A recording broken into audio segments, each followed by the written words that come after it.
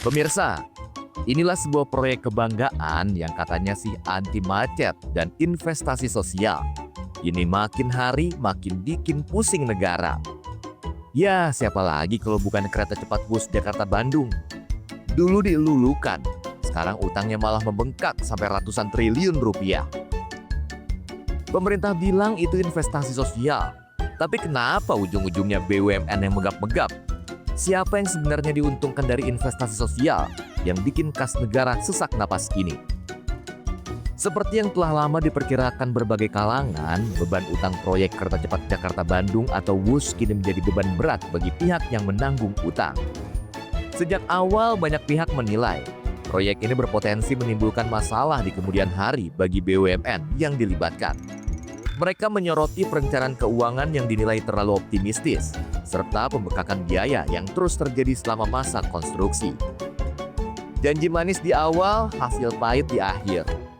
Itulah mungkin pepatah yang pas untuk menggambarkan proyek kereta cepat WUS. Proyek yang awalnya digadang-gadang bisnis to bisnis alias tanpa uang negara, sekarang kenyataannya malah seperti anak manja yang minta disubsidi dan ditutup utangnya. Dulu klaimnya biaya proyek aman terkendali. Tahu-tahu ada pembekakan biaya. Waduh. Jumlah utangnya melonjak drastis sampai membuat Menteri Keuangan angkat tangan dan minta Danantara yang bayar. Dengan nada yang menunjukkan keengganan, Menkyu Purbaya menegaskan, utang WUS bukan urusan Kementerian Keuangan. Di sisi lain, Purbaya setuju bahwa proyek WUS bukan sekadar untuk mencari laba, melainkan investasi sosial.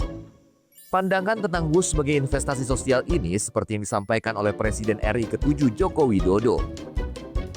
Katanya ini semua demi investasi sosial, demi menghindari kerugian macet ratusan triliun. Logika macam apa ini?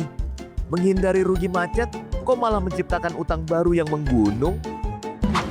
Prinsip dasar transportasi massal, transportasi umum itu adalah layanan publik. Ini kita juga harus ngerti, bukan mencari laba.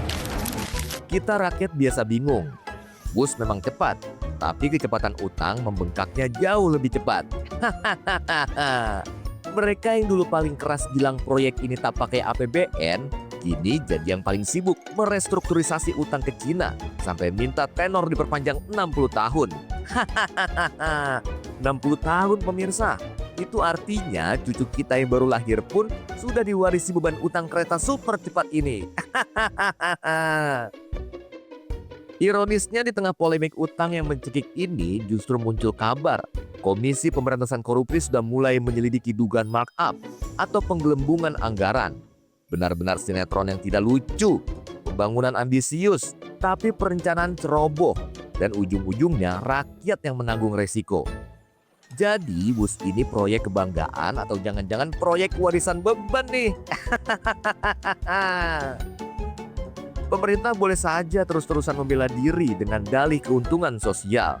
Tapi rakyat kini menyaksikan dengan jelas bagaimana para pembuat kebijakan menghindari bayar beban yang mereka buat sendiri.